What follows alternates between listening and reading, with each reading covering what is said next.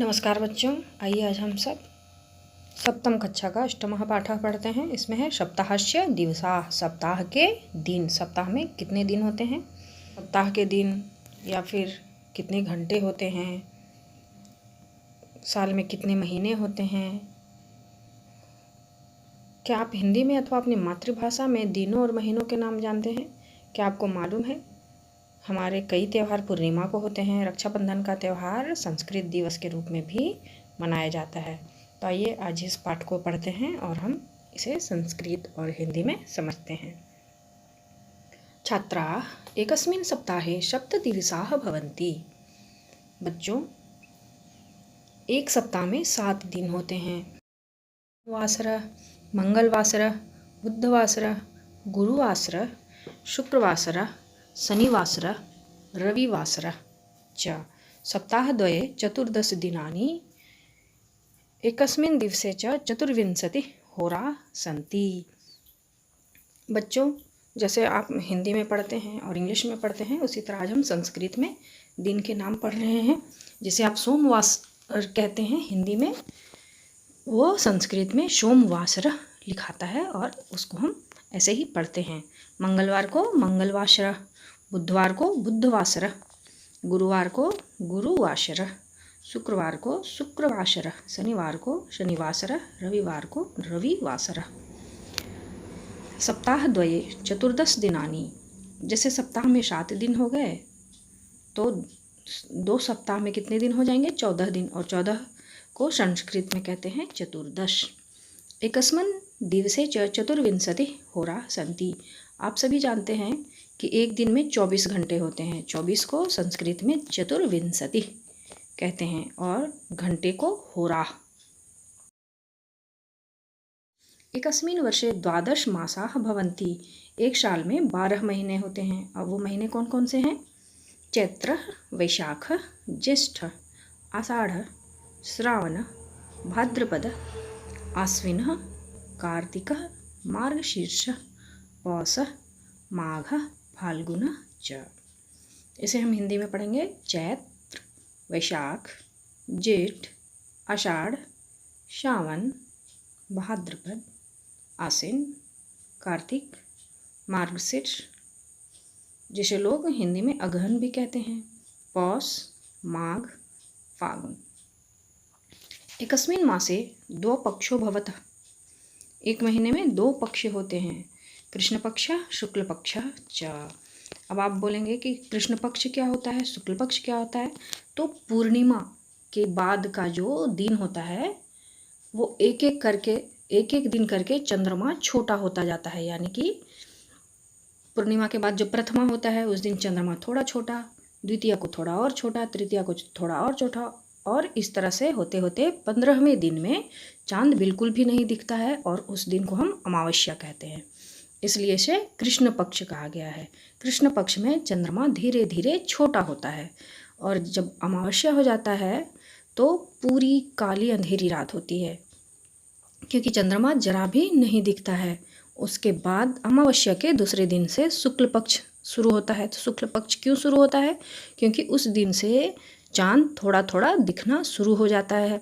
प्रथमा को थोड़ा दिखता है, फिर द्वितीया को थोड़ा और ज़्यादा, तृतीया को थोड़ा और ज़्यादा। इस प्रकार 15वें दिन में पूरा चांद दिखता है और उसे हम पूर्णिमा कहते हैं। पूर्णिमा की रात में चांद बड़ा होता है और पूरा चांद दिखता है।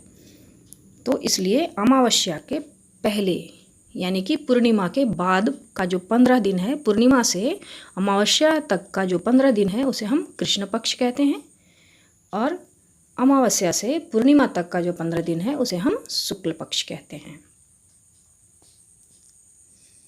एकस्मिन् पक्षे 15 दिनानि भवन्ति। एक पक्ष में 15 यानी कि 15 दिन होते हैं। जैसे कि पूर्णिमा से लेके अमावस्या तक आप गिनती करेंगे तो 15 दिन होते हैं, और अमावस्या से फिर पूर्णिमा तक शुक्ल पक्ष में हम गिनती करेंगे तब वो भी 15 दिनों का होता है। 15 को संस्कृत में पंचदश कहते हैं। परम यूयम किम जानत, क्या आप सभी ये जानते हैं? शुक्ल पक्षस्य अंतिमः दिवसः पूर्णिमा, कृष्ण पक्षस्य च अंतिमः दिन अमावस्या कथ्यते। अभी हमने आपको बताया कि शुक्ल पक्षस्य अंतिम दिवस पूर्णिमा होता है। जैसे कि अमावस्या के बाद थोड़ा थोड़ा चांद दिखना शुरू हो जाता है और अमावस्या के बाद का जो 15वां दिन होता है उसे हम पूर्णिमा कहते हैं, और वही शुक्ल पक्ष है क्योंकि चांद थोड़ा थोड़ा ज़्यादा बड़ा होते चला जाता है। और पूर्णिमा के बाद जो कृष्ण पक्ष होता है उसका अंतिम दिन क्या होता है? अमावस्या। तो पूर्णिमा से लेकर के पूर्णिमा के बाद का जो प्रथमा, द्वितीय, तृतीय ऐसे होता है, उसमें थोड़ा थोड़ा थोड़ा थोड़ा चांद क्या होता है? छोटा होते जाता है, इसलिए इसे हम कृष्ण पक्ष कहते हैं। अपि च दीपावली कार्तिक मासस्य कृष्ण पक्षस्य अंतिमे दिवसे अमावस्यायां भवति। बच्चों, हम दीपावली का त्यौहार मनाते हैं और वह किस दिन में होता है? अमावस्या के दिन में। अमावस्या यानी कि कृष्ण पक्ष का आखिरी दिन जो होता है उसमें हम दीपावली त्यौहार को हम मनाते हैं दियों से। उस काली रात को हम उजाला करते हैं, जिसे दीपावली को हम अंधेरे पर उजाले की विजय भी कहते हैं, दियों का त्यौहार भी कहते हैं दीपावली को। और भी बहुत से नामों से हम जानते हैं। लक्ष्मी गणेश की पूजा करते हैं उस दिन। हम सभी दीपावली को बड़े धूमधाम से मनाते हैं।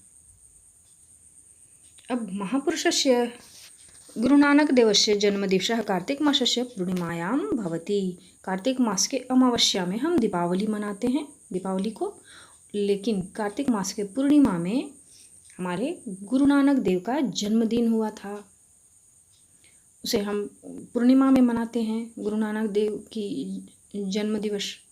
एतद् दिनम गुरु पर्वमिति कथ्यते। और कार्तिक मास की पूर्णिमा को हम गुरु पर्व के नाम से भी जानते हैं। होली उत्सव फाल्गुन मासस्य पूर्णिमायां भवति। अब देखिए, ये कार्तिक मास के पूर्णिमा में हम गुरु पर्व मनाते हैं, तो फाल्गुन मास की जो पूर्णिमा होती है उसको हम होली के उत्सव के रूप में मनाते हैं।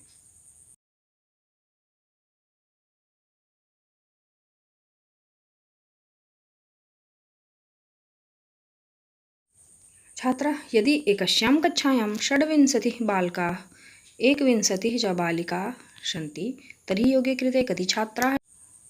यदि एक कक्षा में 26 मीन्स होता है 26 लड़के हों, 21 यानी कि 20 में एक और, तो उसे हम क्या कहते हैं? 21 लड़कियां हों, तर्हि योगे कृते कति छात्राः भवन्ति। तो उसे हम जोड़ेंगे तो कितने बच्चे हो जाएंगे? हमारी क्लास में कितने विद्यार्थी होंगे?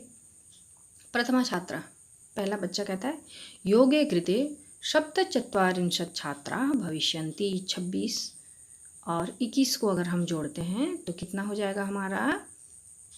47। हाँ, 47 को संस्कृत में बोलते हैं सप्तचत्वारिंशत्। चत्वारिंशत् मीन्स होता है 40 और सप्त मीन्स 7। 40 में हम 7 को जोड़ेंगे तो क्या बन जाएगा? 47। अध्यापिका, यदि एकः बालकः एका बालिका च अनुपस्थितो तर्हि कति छात्राः उपस्थिताः भविष्यन्ति? यदि एक बालक और एक बालिका अनुपस्थित हो, 47 बच्चों में एक लड़का और एक लड़की उस दिन क्लास में नहीं आए, तर्हि कति छात्राः उपस्थिताः भवन्ति? तब उस दिन कितने बच्चे उपस्थित होंगे, कितने विद्यार्थी उपस्थित होंगे? प्रथमा छात्रा, तर्हि 45 छात्रा उपस्थिताः। पहला बच्चा बोलता है कि 2 बच्चे अगर अनुपस्थित हों, एक लड़का और एक लड़की, तो क्लास में कितने बच्चे होंगे? 45, यानी कि 47 में 2 हमने कम कर दिया तो कितने बच्चे होंगे? 45, और 45 को संस्कृत में कहते हैं 45। अध्यापिका शोभनम अधुना वदति यदि 47 छात्रेषु 2 बालकौ 2 बालिके च अनुपस्थिता तर्हि कक्षायां कति बालकाः कति च बालिकाः उपस्थिताः?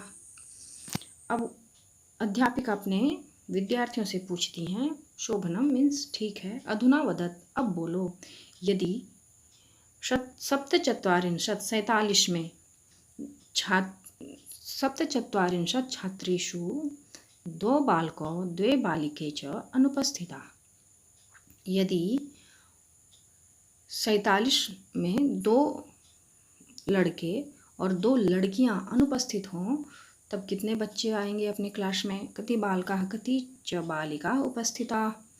द्वितीय कहता है कि जितने भी लड़के हैं उनमें से 2 लड़के कम हो जाएंगे तो लड़के पूरे कितने थे क्लास में? षड्विंशति में अगर 2 लड़के कम हो गए तो कितना बच जाएगा हमारे पास? चतुर्विंशति। 26 में 2 हम कम कर दिए तो 24 बालिका लड़के आएंगे। बालिका की संख्या कितनी है? एकविंशति यानी कि 21 में 2 लड़कियां अगर नहीं आती हैं तो हमारे पास कितनी लड़कियां आएंगी हमारे क्लास में? 9-10 यानी कि 19 लड़कियां। तो यहाँ पे द्वितीय छात्रा वही बता रहा है, तर्हि चतुर्विंशतिः बालकाः 9-10 बालिका उपस्थिताः योगे कृते 43। और हम 24 और 19 को अगर हम जोड़ देते हैं तो कितना हो जाता है हमारे पास? 43। तो कुल मिला के 43 विद्यार्थी अपने क्लास में उपस्थित होंगे। इस तरह से ये हमारा पाठ कंप्लीट होता है। अब हम ध्यातव्य में कुछ देखेंगे। क्रमवाचन संख्यावाची शब्द 1 से 50 तक हम इससे याद कर सकते हैं, समझ सकते हैं। 1 से 4 तक संख्यावाची शब्दों में लिंग में रूपांतर यथा एकः पुरुषः, एका महिला। पुरुष पुल्लिंग शब्द है तो वहाँ पे हम एकः का प्रयोग करेंगे और महिला स्त्रीलिंग शब्द है तो एका का प्रयोग करेंगे। पूर्णार्थक संख्यावाची शब्द तीनों लिंगों में यथा प्रथमः दिवसः, प्रथमा तिथि, प्रथमम दिनम, प्रथमः दिवसः, ये क्या हो गया? पुल्लिंग शब्द हो गया। तिथि स्त्रीलिंग शब्द है तो प्रथमा तिथि, और प्रथमम दिनम ये नपुंसक लिंग है, दिनम नपुंसक है तो यहाँ पे हम प्रथमम का प्रयोग करते हैं। अब शब्दार्थ में हम कुछ देखते हैं। संज्ञा पतानी है होरा, घंटे, आवर्ष, पक्षों, पक्ष 2 पक्ष होते हैं एक महीने में, कृष्ण पक्ष और शुक्ल पक्ष, तो उसे इंग्लिश में कहेंगे फोर्टनाइट्स। कृष्ण पक्ष डार्क फोर्टनाइट, शुक्ल पक्ष हिंदी होता है और उसका इंग्लिश होता है ब्राइट फोर्टनाइट। सप्ताह द्वये 2 सप्ताह में, इन 2 वीक्स। पूर्णिमायाम पूर्णिमा पर, ऑन फुल मुंडे। अमावस्यायाम अमावस्या के दिन, ऑन नो मुंडे। अब यहाँ अव्यय पदानी है, तर्हि मीन्स तो, देन उसका इंग्लिश होता है कति का हिंदी होता है कितने या कितने दिन, हाउ मेनी। अब यहाँ कुछ विशेषण पदानी है जैसे कि चतुर्विंशति 24, 24, षड्विंशति 26, 26, सप्तचत्वारिंशत् 47, 47, त्रिचत्वारिंशत् 43, 43। प्रथम पहला पुल्लिंग के साथ इसको हम प्रयोग करते हैं। द्वितीय दूसरा, इसे भी हम पुल्लिंग के साथ प्रयोग करते हैं और इसका इंग्लिश होता है सेकेंड। इस प्रकार बच्चों हमारा यह पाठ होता है। आप इसे अच्छा से पढ़ें ध्यान से और इसके शब्दार्थ को याद करने की कोशिश करें। इसमें जो हार्ड वर्ड है उसे आप लिखें, इसमें सप्ताह और महीनों के दिन को आप अलग करके लिखें और इसे समझें। इस तरह से आप इसे अच्छे से समझ सकते हैं, याद कर सकते हैं। धन्यवाद।